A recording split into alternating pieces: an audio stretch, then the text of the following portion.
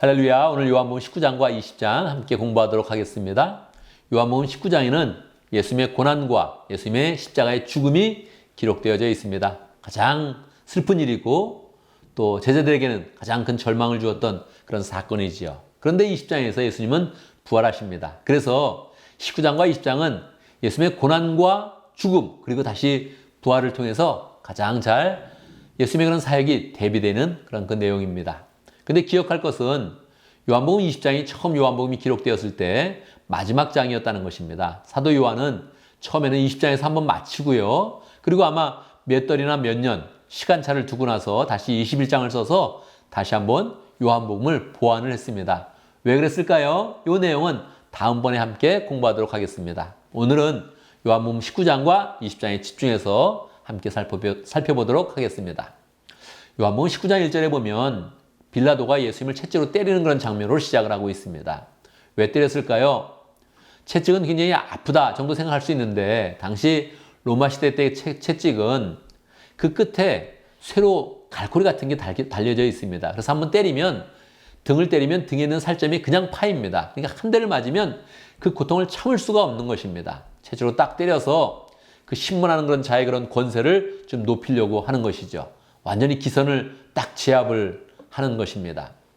빌라도가 이렇게 때리니까 로마의 그런 병정들도 예수님에 대해서 막 모욕하는 일을 계속합니다. 때리기도 하고요. 그리고 가시관으로 면류관을 만들어서 예수님의 멸류에 씌워집니다. 예수님이 원래 왕관을 쓰셔야 될 뿐인데 가시나무로 그렇게 왕관을 만들어서 씌워줬다는 것입니다. 여러분 기억하시죠? 손가락 같은 데 가시가 찔리면 얼마나 따가운지 아시지요? 그런데 아예 가시나무로 왕관을 만들어서 딱 씌워주니 이 머리가 얼마나 아프겠습니까?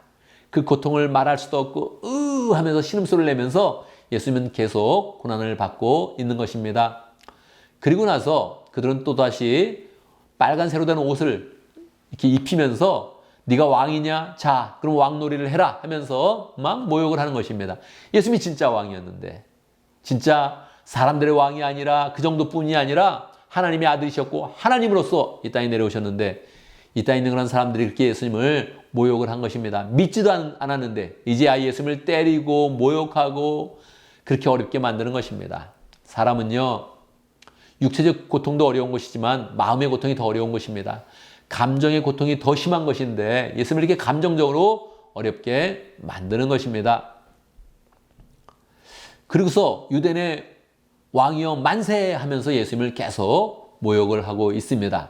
그런데 빌라도가 신문을 하면서 지금 유대인에게 가서 이야기를 합니다. 내가 아무리 살펴봐도 죄는 없다. 나는 좀 때리고 지금 내가 채찍으로 때렸으니 때리고 더 어렵게 만든 다음에 그냥 풀어주겠다 이야기합니다.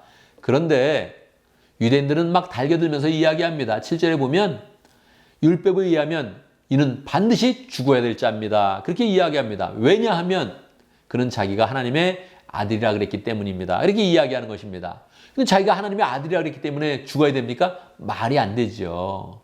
그러니까 빌라도가 다시 와서 또 이야기하는 것입니다. 계속 이야기하는데 예수님이 스스로를 변호하지 않습니다. 네가 하나님의 아들이냐? 아들이다 이렇게 대답하고 변호를 하지 않으니까 그러니까 빌라도가 이야기를 합니다. 나에게 가만히 있을 작정이요? 그렇게 해서 물어보면 말을 하지 않고 가만히 있을 작정이요? 이렇게 물어봅니다. 예수님은 이사야의 예언이 되었던 것입니다. 신문을 받을 때 털 깎는 자의 앞에 양처럼 가만히 잠잠히 말을 하지 않았다. 이렇게 예언이 되어 있지 않습니까? 그러니까 스스로 변호하는 그런 말은 아무것도 하지 않는 것입니다. 메시아냐고 물어보면 그렇다고 이야기하고 유대인의 왕이냐 하면 그렇다고 이야기하지만 죄에 대해서는 변호를 절대 하지 않는 것입니다. 그러니까 빌라도가 답답해서 말하는 것입니다. 내 가진 그런 권세가 너를 죽일 수도 있고 풀어줄 수도 있다. 한글 성경에 보면 존댓말로 써 있습니다. 그런데 실제로는 당시에 존댓말이 없었습니다. 영어도 존댓말이 없지 않습니까? 그러니까 명령형으로 무섭게 이야기하는 것입니다. 내가 풀어줄 수도 있고 놓아줄 또 내가 죽일 수도 있는데 내 말을 안 들어 똑바로 변호해라 얘기해봐라 막 그러고 있는 것입니다. 그런데 예수님은 명확히 밝히시죠. 네가 가진 그런 권세도 너 스스로 가진 것이 아니라 하늘이 그냥 허락해 주셔서 가지고 있을 뿐이다. 만약 하나님이 너한테 그런 권세를 주지 않았으면 너는 아무것도 할 수 없었을 것이다. 그렇게 정확하게 이야기를 하고 있죠. 그러니까 빌라도가 또 가서 한번 이야기하는 겁니다. 유대인들에게. 아니 왕이라 그러는데 이걸 죽이냐? 죄가 없다. 이렇게 이야기하니까 이때 대제사장들이 무섭게 이야기합니다. 이런 소리를 우리는 잘 들어야 됩니다. 15절 대제사장들이 말하는데 뭐라 그럽니까? 우리는 로마 황제에게는 우리에게 왕이 없습니다. 그렇게 이야기합니다. 자기의 본색을 드러내는 것이지요. 분명히 예수님을 왕으로 모셨어야 되는데, 하나님의 아들을 왕으로 모셨어야 되는데, 하나님만이 왕이라 그래야 되는데 그들은 자기 입으로 말했습니다. 우리는 로마 황제 외에는 왕이 없습니다. 늘 그들은 로마에 반역을 했고 로마에 대항해서 독립하려고 꿈꾸기도 했는데 이제는 지금 예수님을 죽이기 위해서 그렇게 거짓 충성을 맹세하고 있는 것입니다. 얼마나 위선적이고 그렇게 안타까운 그런 일입니까? 이렇게 하니까 빌라도가 결국은 그래 십자가에 죽이겠다 이렇게 언도를 내리고 나서 명패를 제목을 명패로 써놓습니다. 뭐라고 써놨겠습니까? 유대인의 왕 나사렛 예수 그렇게 썼습니다. 사람들이 이걸 다 보게 되는 것이죠. 제목을 보게 되는 거예요. 뭐라고요? 제목이 유대인의 왕이었다.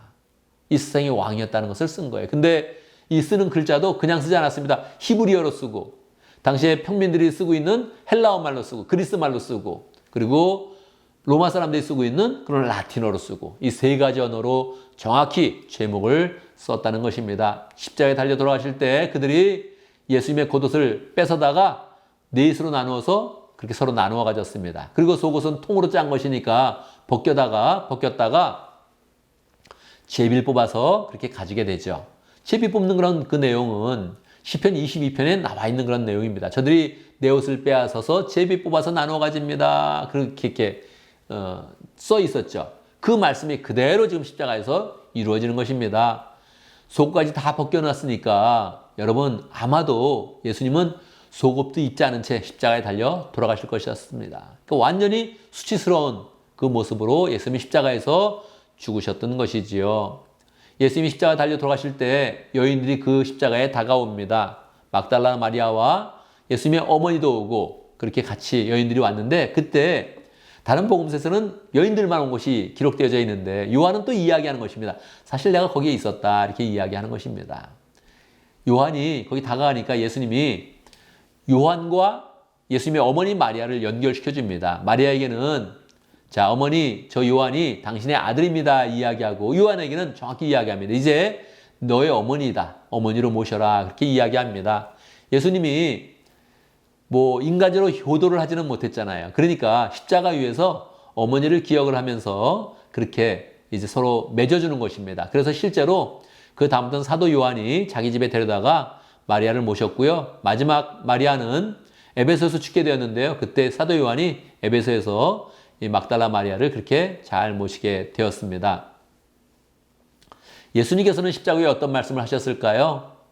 내가 목마르다 그렇게 이야기합니다. 이 말도 그냥 한 말이 아니에요. 목이 말라서 이야기한 것이죠. 그런데 이것도 성경에 기록되어 있는 그런 말입니다. 시편의 22편에 내가 목마릅니다 하는 그런 그 이야기가 여러 번 나와 있거든요. 그래서 그것을 그대로 인용하면서 이제 십자가에서 목마름을 이야기했고요. 그러고 나서 예수님이 정말 하신 그런 말씀은 내가 다 이루었다 그렇게 말씀하십니다. 이것은 요한복음의 특별한 그런 특징이지요. 예수님이 십자가 위에서 7마디를 하시는데 그 중에서도 요한복음은 다 이루었다. 다 구속의 사역을 성취하였다. 이런 그 말씀을 하는 것입니다. 이때가 6월절 전날이기 때문에 유대인들은 요구를 했습니다. 십자가에 있는 그런 그 죄인들을 다리를 꺾어서 빨리 죽여서 그냥 나무에서 내리십시오. 우리 6월절을 거룩하게 지키길 원합니다. 그렇게 이야기했습니다. 굉장히 위선적이죠. 예수님을 죽이면서 6월절을 지켜야 무슨 의미가 있습니까? 6월절 어린 양은 예수님이었는데 예수님을 섬기지 않으면서 6월절 지킨다는 것이 무슨 의미가 있습니까? 그래서 이들의 요청대로 십자가 좌우편에 예수님 좌우편에 있었던 그런 사람들은 다리를 꺾어서 피를 빨리 흘리게 돼서 정말로 빨리 죽게 만들었습니다. 그런데 예수님은 밤새도록 고문을 받으시고 밤새도록 고난을 받으시고 지친 상태에서 십자가에 달리셨기 때문에 예수님은 더 일찍 숨이 끊어진 것입니다. 그래서 예수님은 다리를 꺾을 필요가 없는 것이죠. 여러분 이것도 참 묘합니다. 예수님이 미리 말씀 가운데 예언되지 않았습니까? 6월절 어린 양으로 예언되었는데 하나님이 6월절 어린 양을 먹을 때 절대 뼈는 꺾지 말아라 그렇게 이야기했습니다. 이걸 약 1400년 동안 지킨 것입니다. 그런데 1400년 후에 예수님의 다리를 꺾지 않습니다. 이걸 예언했다는 거예요. 예수님은 1400년 동안 계속 예언된 그 내용을 십자가에서 또 성취하고 있는 것입니다. 유대인들은 몰랐습니다. 왜 뼈를 먹지 말아야 되는지, 왜 뼈를 꺾지 않아야 되는지 몰랐는데 예수님에 대해서 그렇게 하나님은 세밀하게 예언하기를 원하셨던 것입니다. 자, 이제 예수님이 이미 죽었으니까 예수님은 배가 이제 조금 불룩해졌습니다. 왜냐하면 사람이 죽으면 이제 액체가 생기지 않습니까? 그래서 배가 불룩한 그런 상태에서 로마 병정이 예수님의 배를 한번 툭 찌릅니다. 확인 사살하는 거죠. 죽은지 확인하겠다 하면서 배를 툭 찔렀는데 거기에 배에서 피가 쏟아지는데 피와 물이 쏟아졌다 그렇게 이야기하고 있습니다. 이것은 독특한 그런 그 말씀이죠. 왜냐하면 24절에 그런 그 말씀인데 예수님이 항상 그 배에서 생수의 강이 흘러나리라 하지 않았습니까? 이 배는 처음에 시작은 예수님의 배가 되는 것입니다. 그리고 그 다음번은 우리의 그런 배가 되는 것이죠. 예수님의 은혜가 모든 사람을 흘러갈 때 그 배가 흘러서 강을 이루고 이제 바다처럼 은혜가 넘치는 것인데 시작점은 누구냐 하면 예수님이라는 거예요. 요한복음에서는 물을 계속 성령으로 표현했기 때문에 예수님의 배에서 진짜 물이 흘러나오더라 하는 것을 보여주는 것이죠. 정말 그렇답니다. 시체가 오래 있으면 배에 물이 고인대요. 그리고 물과 피가 나누어진답니다. 그래서 딱 창으로 찔렀을 때 사람들은 사람의 몸에서 물이 나오는 것을 본 것입니다. 보통은 그것을 보지 못하죠. 그런데 이 로마 병정이 딱 찌르는 순간에 물이 나온 것을 본 것입니다. 그래서 그 배에서 생수의 강이 흘러나리라 했던 것이 정확히 한번 또 이루어지는 것입니다. 이제 예수님이 장사가 되는데 아리마대 요셉이라는 사람이 나왔죠. 그런데 요한복음은 또 여기다 한 가지 더 추가해 주는 것입니다. 우리 3장에 나왔던 니고데모가 함께 와서 장례를 치렀다는 것을 명확하게 보여주게 되는 것이죠. 자, 이제 예수님이 돌아가셨습니다. 그리고 예수님은 금요일날 돌아가셔서 금, 토, 일 이제 3일이 지나게 되죠. 만으로 친다면 뭐 이틀이 채 안 될 것입니다. 그런데 금, 토, 일 해서 3일 만에 부활하리라 했던 하나님의 그런 그 말씀이 그대로 이루어지게 되는 것입니다. 20장 돼서 이제 부활의 아침이 되었습니다. 어떻게 되었을까요? 예수님을 사랑했던 여인들이 또 막달라 마리아와 함께 무덤에 가봤습니다. 그들은 예수님의 몸에 향품을 넣고 향유를 발라야겠다 생각을 했던 것이죠. 그런데 무덤에 가보면 사실은 예수님의 무덤 앞에는 돌로 막혀져 있거든요. 누가 이 돌을 또 치워줄까 걱정하면서 갔더니 벌써 뭐 돌은 치워져 있고 예수님은 부활하셨습니다. 할렐루야. 여자들은 깜짝 놀라게 됐죠. 그 천사들을 만나고 바로 돌아와서 사도들에게 알려줍니다. 예수님 무덤이 비어 있습니다. 천사들은 예수님이 부활했다 그럽니다. 그러면서 알려준 것이죠. 이 이야기를 듣자마자 베드로와 요한이 달려갑니다. 성경에서는 베드로와 그 다른 제자라고 표현되어 있죠. 막 달려갑니다. 누가 빨랐겠습니까? 요한이 빨랐습니다. 그래서 요한이 막 들어갔는데 요한은 성품이 적극적이진 않았습니다. 그래서 조금 무서워가지고 먼저 도착했는데 들어가진 않았습니다. 그런데 베드로는 거침이 없는 성격 아닙니까? 그래서 뭐 가자마자 그냥 뭐 확 들어가게 된 것이죠. 그 베드로가 먼저 들어가니까 요한도 따라서 들어가 봤습니다. 보는 게 이 예수님의 그런 몸이 없는 겁니다. 수위만 거기 있는 것이죠. 베드로는 이상하다 생각했는데 이거 요한이 졌잖아요. 8절에 보면 그렇게 되어 있습니다. 그 다른 제자도 들어가 보고 믿었다 그렇게 표현하고 있습니다.